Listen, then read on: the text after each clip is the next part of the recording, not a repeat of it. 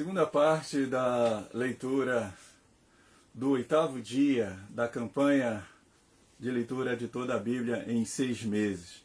Aqui é o pastor Joel Batista da Igreja Hollins, da cidade de Santos, São Paulo. Atos capítulo 25. 3 dias depois de ter assumido o governo da província, Festo saiu de Cesareia e foi para Jerusalém. E logo os principais sacerdotes, os maiorais dos judeus, lhe apresentaram a queixa a respeito de Paulo. Contra ele pediram a Festo o favor de mandar que ele fosse trazido a Jerusalém. É que eles tinham armado uma emboscada para matar Paulo no caminho. Festo, porém, respondeu que Paulo continuaria preso em Cesareia e que ele mesmo, muito em breve, partiria para lá. E concluiu: aqueles de vocês que tiverem habilitados me acompanhem. E havendo contra este homem qualquer crime, acusem-no. E não se demorando entre eles mais de 8 ou 10 dias, foi para Cesareia. No dia seguinte, assentando-se no tribunal, ordenou que Paulo fosse trazido. Quando Paulo chegou, os judeus que tinham vindo de Jerusalém ficaram em volta dele, fazendo muitas e graves acusações contra ele, as quais, entretanto, não podiam provar. Então Paulo, defendendo-se, disse: nenhum pecado cometi contra a lei dos judeus, nem contra o templo, nem contra César. Então Festo, querendo assegurar o apoio dos judeus, perguntou a Paulo: você gostaria de ir a Jerusalém e ser ali julgado por mim a respeito destas coisas? Paulo respondeu: estou diante do tribunal de César, onde convém que eu seja julgado. Não fiz mal nenhum aos judeus, como o Senhor sabe muito bem. Se de fato pratiquei algum mal ou algum crime digno de morte, estou pronto para morrer. Se pelo contrário não são verdadeiras as coisas de que me acusam, ninguém pode me entregar a eles. Apelo a César. Então Festo, tendo falado com o conselho, respondeu: já que apelou para César você irá. Passando alguns dias, o rei Agripa e Berenice chegaram a Cesareia a fim de saudar Festo. Como se demorasse ali alguns dias, Festo expôs ao rei o caso de Paulo, dizendo: Félix deixou aqui preso certo homem a respeito de quem os principais sacerdotes e os anciãos dos judeus apresentaram queixa. Quando eu estive em Jerusalém pedindo que o condenasse, eu lhe disse que não é costume dos romanos condenar quem quer que seja sem que o acusado tenha presentes os seus acusadores e possa defender-se da acusação. Assim, quando vieram para cá, sem nenhuma demora, no dia seguinte, assentando-me no tribunal, determinei que o homem fosse trazido. Levantando-se os acusadores, não mencionaram nenhum dos crimes de que eu suspeitava. Trazia contra eles algumas questões referentes à sua própria religião e particularmente a certo morto chamado Jesus, que Paulo afirma estar vivo. Estando eu perplexo quanto ao modo de investigar estas coisas, perguntei-lhe se queria ir a Jerusalém para ali ser julgado a respeito disso.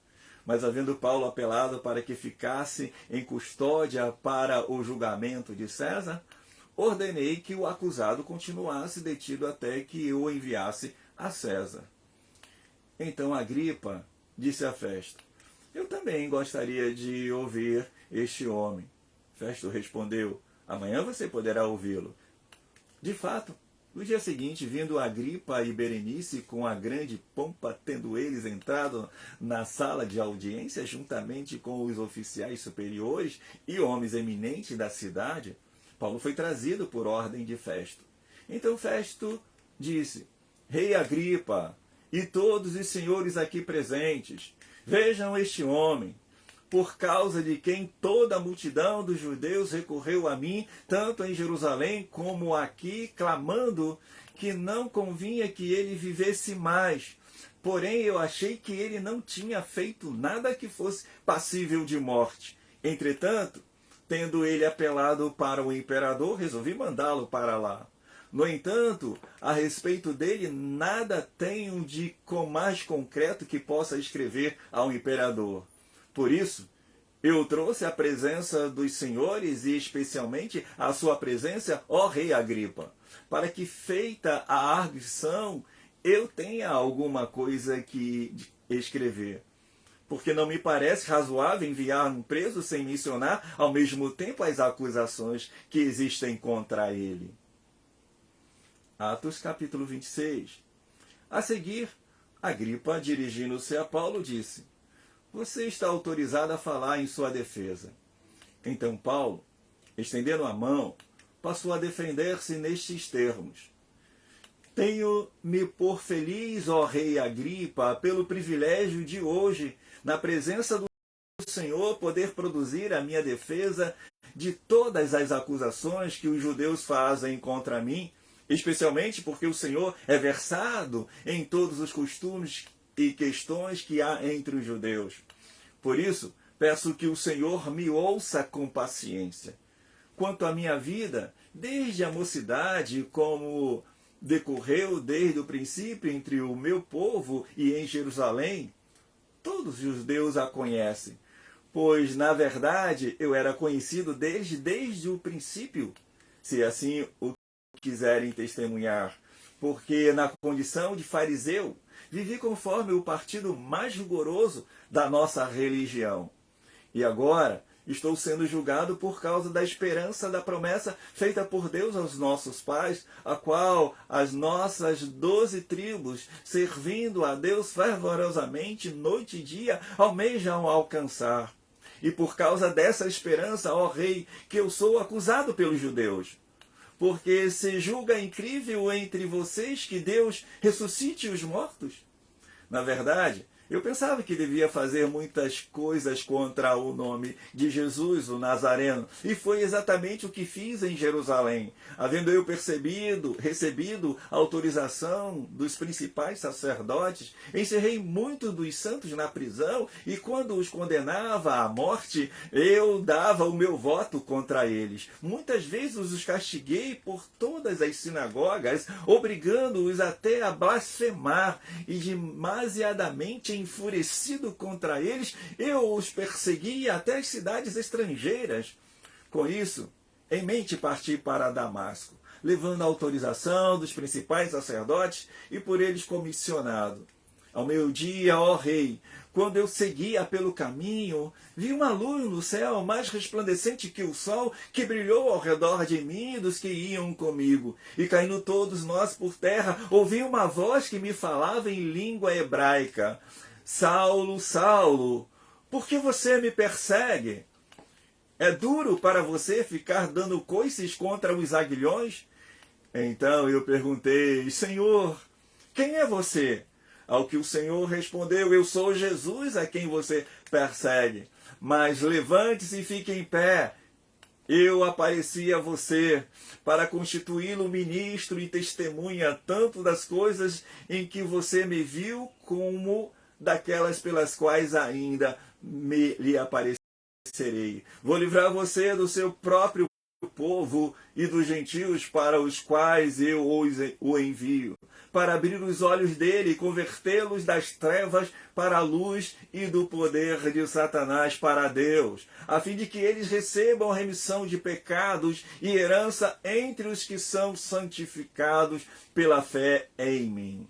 Assim, ó rei Agripa, não fui desobediente à visão celestial, mas anunciei primeiramente aos de Damasco e em Jerusalém, por toda a região da Judéia, e também aos gentios que se arrependessem e se convertessem a Deus, praticando as obras dignas de arrependimento.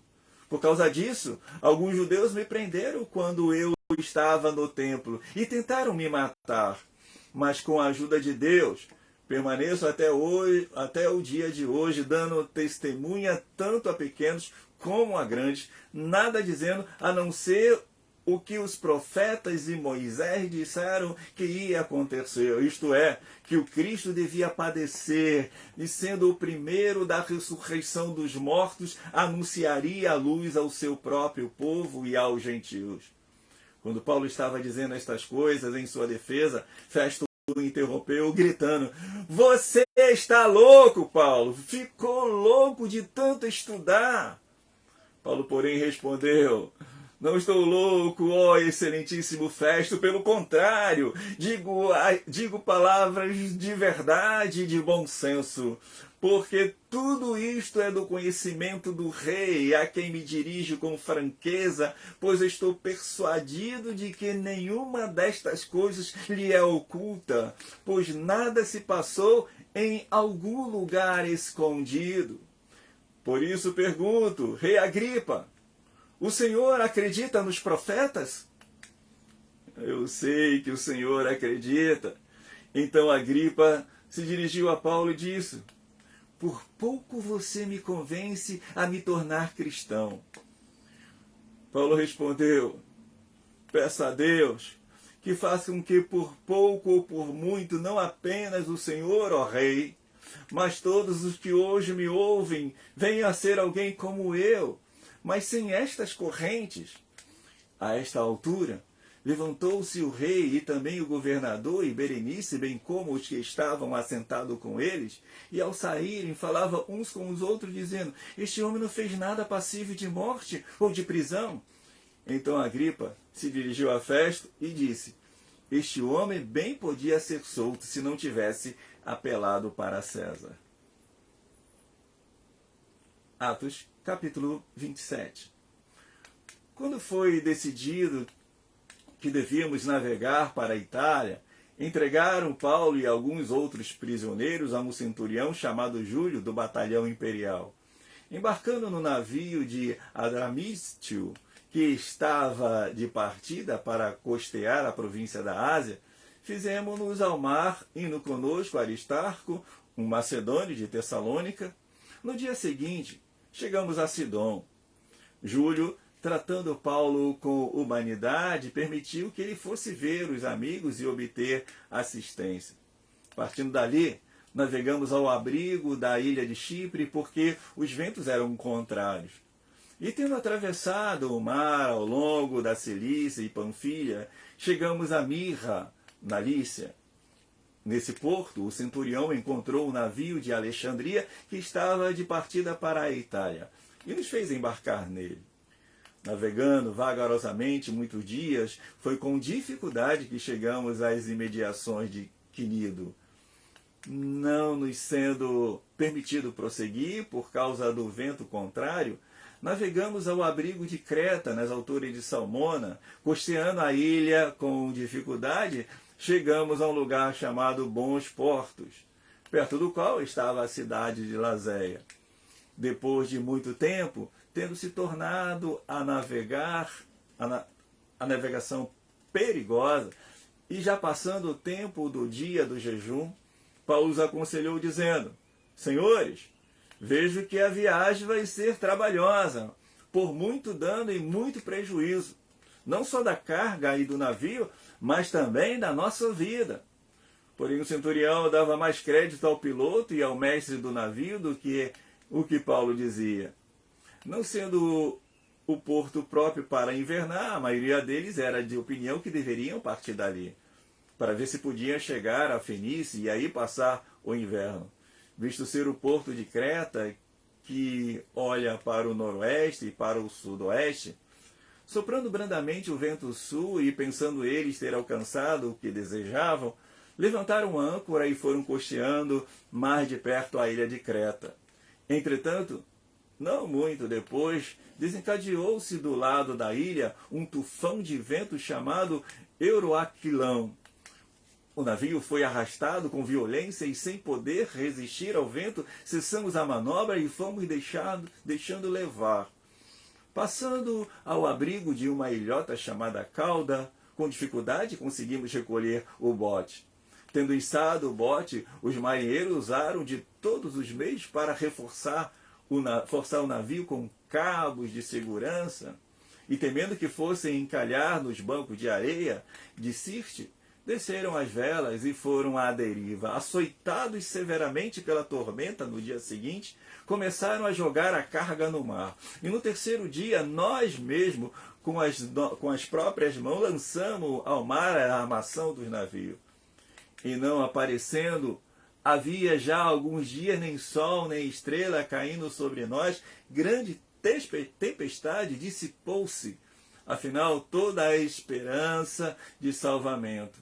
Havendo todos estado muito tempo sem comer, Paulo, pondo-se em pé no meio deles, disse: Senhores, na verdade era preciso terem me atendido e não partir de Creta, para evitar esse dano e perda. Mas agora aconselho que tenham coragem, porque nenhuma vida se perderá, mas somente um navio. Porque esta mesma noite, um anjo do Deus a quem pertenço e a quem sirvo esteve comigo, dizendo: Paulo, não tenha medo, é preciso que você compareça diante de César, e eis que Deus, por sua graça, lhe deu todos os que navegam com você. Portanto, senhores, tenham coragem, pois eu confio em Deus que tudo vai acontecer conforme me foi dito. Porém, é necessário que sejamos arrastados para alguma ilha. Quando chegou a 14ª noite, sendo nós batidos de um lado para o outro no mar Adriático, por volta da meia-noite, os marinheiros pressentiram que aproximavam-se de alguma terra, e lançando a sonda, viram que a profundidade era de 36 metros. Passando um pouco mais adiante, tornando a lançar a sonda, viram que a profundidade era de 27 metros. E receosos que fôssemos atirados contra lugares rochosos, lançaram da popa 4 âncoras e oravam para que rompesse o dia. Nisto os marinheiros tentaram escapar do navio, arriaram o bote no mar a pretexto de que iam largar as âncoras da proa. Paulo disse ao centurião e aos soldados: se estes não permanecerem a bordo, vocês não poderão se salvar. Então os soldados cortaram os cabos do bote e deixaram afastar-se.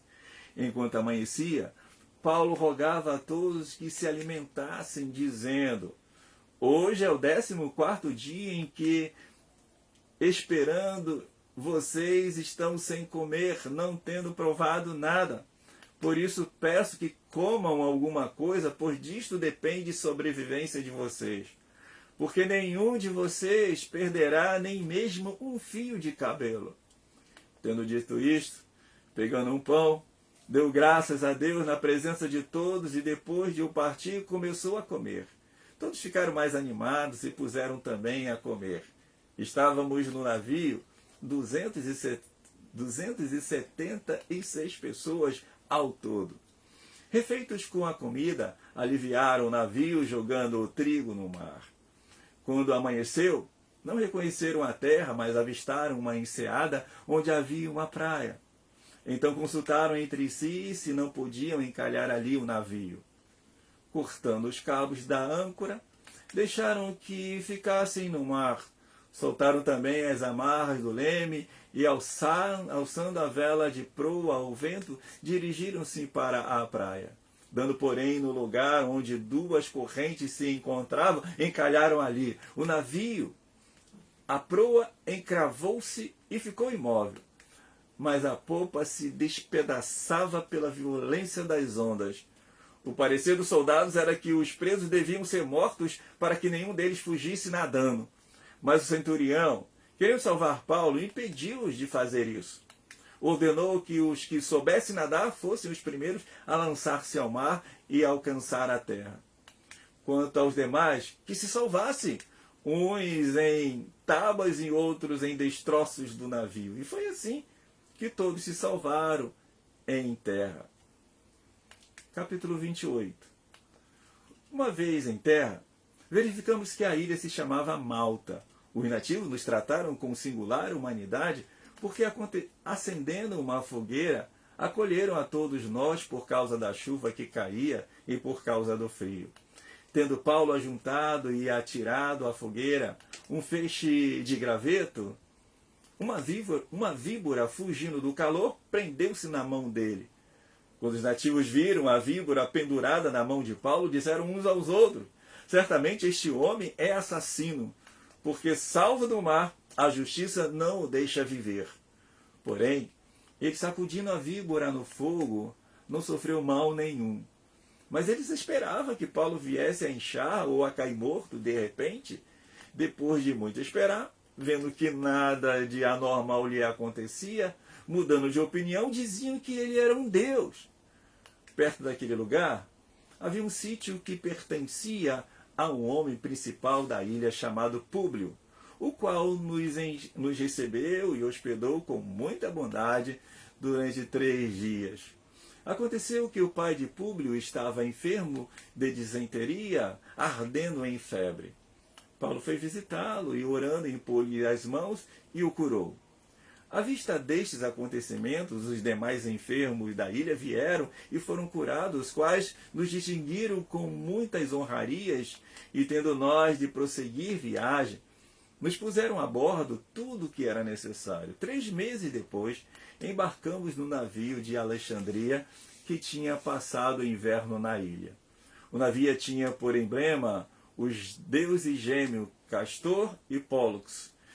Chegando a Siracusa, ficamos ali 3 dias. Dali navegamos ao longo da costa, chegamos a Régio.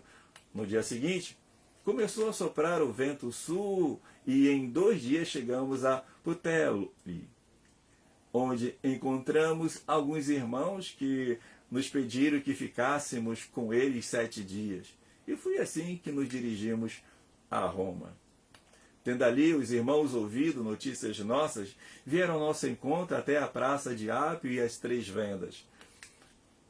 Ao vê-los, Paulo deu graças a Deus e sentiu-se mais animados. Uma vez em Roma, Paulo recebeu permissão para morar por sua conta, tendo em sua companhia o soldado que o guardava.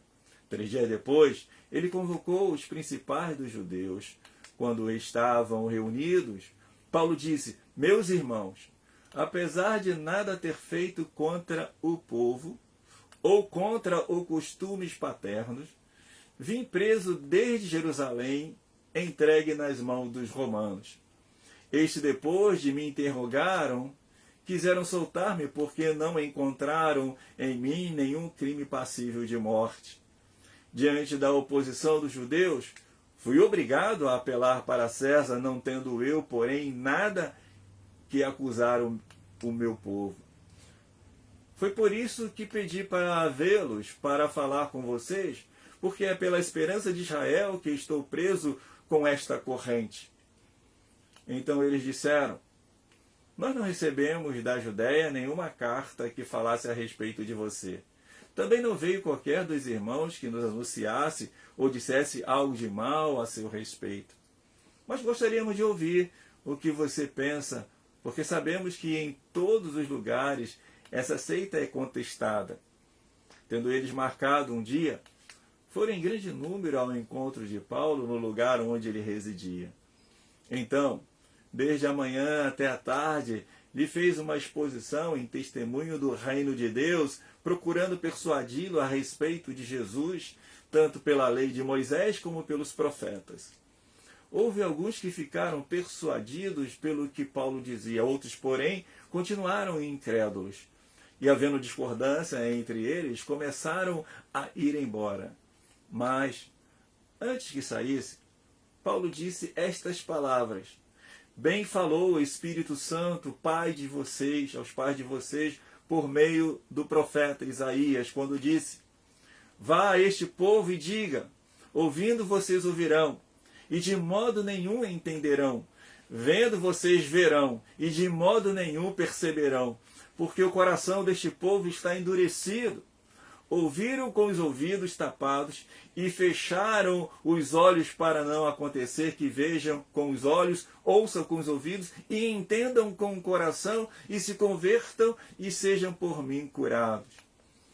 E Paulo concluiu: portanto, fiquem sabendo que esta salvação que Deus oferece foi enviada aos gentios, e eles a ouvirão. Ditas estas palavras, os judeus foram embora, tendo entre si grande discussão. Durante 2 anos, Paulo permaneceu na sua própria casa que tinha alugado, onde recebia todos os que o procuravam. pregava o reino de Deus e com toda ousadia ensinava as coisas referentes ao Senhor Jesus Cristo sem impedimento algum.